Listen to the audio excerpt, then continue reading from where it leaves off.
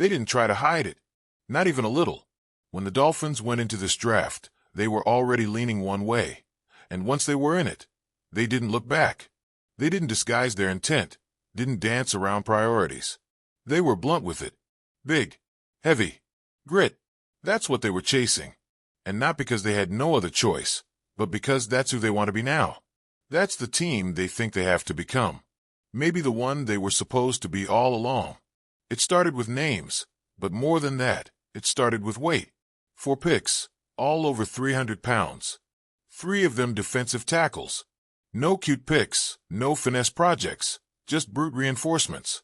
Because when you lose veterans like Calais Campbell, Deshaun Hand, Kendall Lamb, and Terran Armstead, guys who aren't just experienced but are carved out of iron, you don't plug that gap with hopefuls.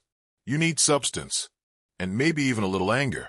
Chris Greer didn't flinch. Sitting in that war room, it wasn't about playmakers. It wasn't about flash. This was a message. A new trench war is coming, and Miami's no longer interested in dodging it. They're preparing to stand in the middle of it. So when Michigan's Kenneth Grant was still there at 13, it didn't take long. You saw it in the way the pick came in, deliberate, fast. Like they couldn't believe other teams let him slide. 6'3", 331 pounds, and not just a space eater. Not just a plug. This guy moves. There's a twitch there, a hint that if he learns how to work inside, how to time that first move, he's going to be something more. Sealer isn't doing this alone anymore. Grant might not just be the help.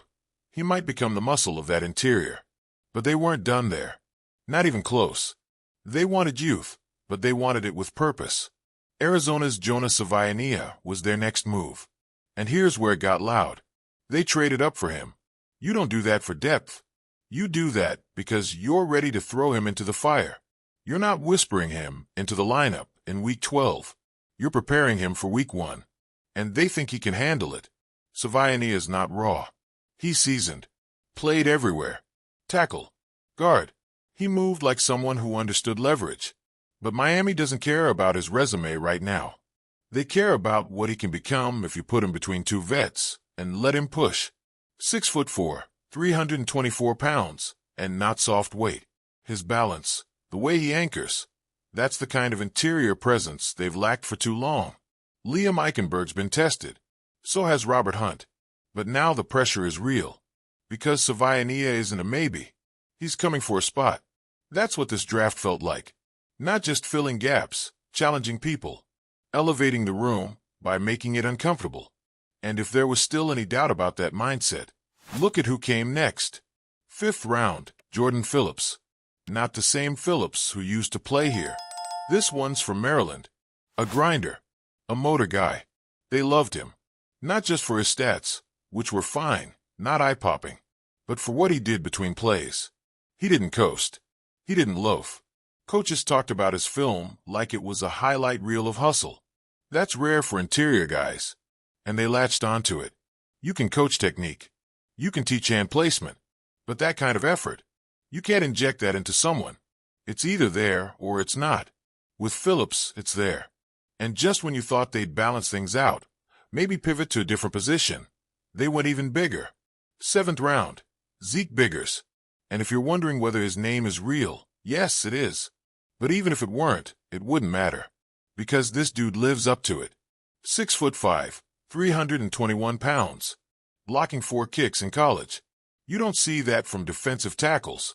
That's not just size. That's timing, awareness, burst.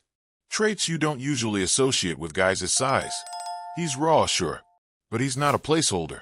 He's not just a look at that body prospect. He's aware of what he doesn't know.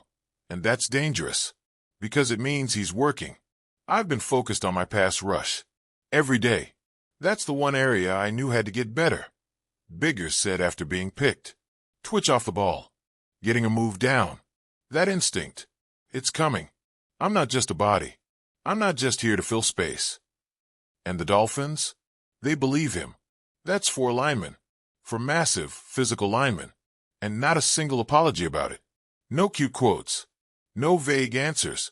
Just a shrug and a nod from Greer, who basically said, "That's what we needed. So that's what we did." The roster still has questions. No one's pretending otherwise.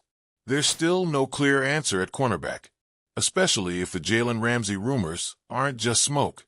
If he gets moved, you're looking at 2 starting spots up for grabs. Kader Kohou's flashed.